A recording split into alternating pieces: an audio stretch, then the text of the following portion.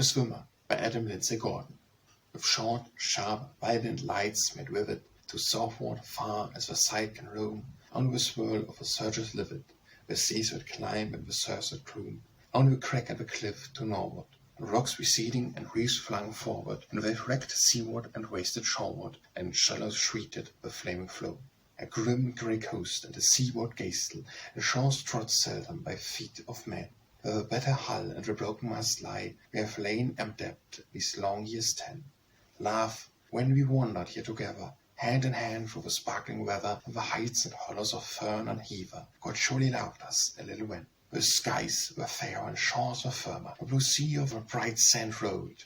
Babble and prattle and ripple and murmur, sheen of silver and glimmer of gold, and the sunset bathed in the gulf to lentil, a garland of pinks and of purples tender, a tingle of a sun-god rosy splendor, and tithe of his glorious manifold. Man's works are graven, cunning and skilful, on earth where his tabernacles are, where the sea is wanton, the sea is wilful, and who shall mend her and who shall murmur? Shall we carve succeed or record disaster on the bosom of a heaving alabaster? Will the purple blues beat fainter or faster for fallen sparrow or fallen star? I would wet with sleepy, soft embrace, the sea would fold me, would find me rest, illumine the shade of her secret places and depths where her marvels are manifest. So the earth beneath her should not discover my hidden couch of a heaven above her.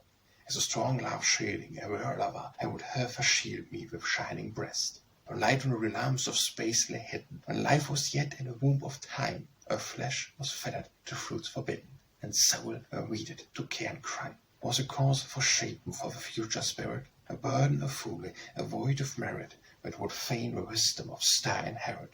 And can a fathom the sea sublime, and of the sea of the soil, what matter to see in the soil under the sun, as in the former days in the latter, the sleeping or waking is known of none. Surely the sleeper shall not awaken, through griefs forgotten or joys forsaken, for the price of all things given and taken, assume of all things done and undone. Shall we count offences or coin excuses, or weight with scales the souls of a man, whom a strong hand binds and a sure hand loses, whose light is a spark and his life a span? The seed he sowed, of a soil he cumbered, the time served, of a space he slumbered, when a prophet a man, or when his days are numbered, of a deed since the days of his life began.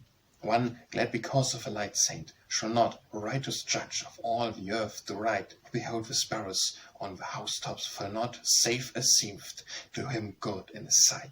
And this man's joy shall have no abiding, through lights departing and lives dividing, as soon as one in the darkest hiding, one loving darkness rather than light. And it is season of love and laughter, of light and life and pleasure and pain, and a horror of outer darkness after, and dust returneth to dust again. And the lesser life shall be as a greater, and the lover of life shall join the hater, and the one thing cometh sooner or later, no one knoweth the loss or gain.